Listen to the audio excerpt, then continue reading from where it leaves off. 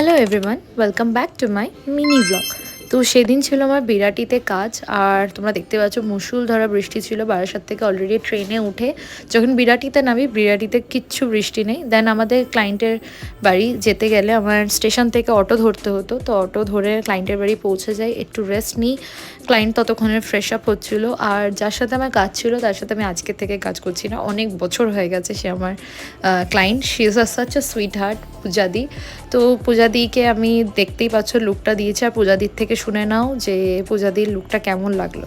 তো ফাইনালি চলে এসেছে, আর তুমি বলো তোমার কেমন লাগলো সেজে? আমার তো দারুণ লেগেছে। এইটা তো আমি অগন্তিবার ওকে সেজেছি, আর ওরকে চোখ বন্ধ করে বিশ্বাস করা যায়।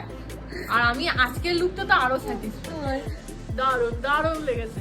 এই লুকটা তো একদম হেভি। তো আমার second client and main client সম্পাদি। তো বেসিক্যালি সম্পাদির জন্যই আজকে আরও যাওয়া আমার। সম্পাদির ছেলেরা যে অন্নপ্রাশন ছিল, সম্পাদি বলেই দিয়েছিল আগের থেকেই যে আমার সঞ্জনা সফট একটা লুক চাই, কোনো কিছু ভারী লুক চাই না। আর দিদি হচ্ছে পিওর অ্যাসামিস। আর আমার তো মানে এটা আমার ফার্স্ট টাইম কোনো অ্যাসামিস কাউকে সাজানো, আমার খুব শখ ছিল।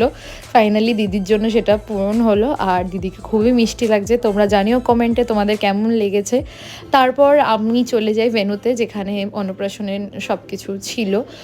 আমারও নেমন্তন্ন ওখানে ছিল, খাওয়া দাওয়া ছিল আমার আর মায়ের দুজনেরই। তো আমরা যাই, গিয়ে খাওয়া দাওয়া করি। অলরেডি মেনু কার্ড তোমাদেরকে দেখিয়ে দিয়েছি, তোমরা একটু পজ করে দেখে নিও কী কী মেনু ছিল। আমি জাস্ট ছোটো ছোটো ক্লিপ তোমাদের সাথে শেয়ার করে দিচ্ছি, বলা পসিবল না।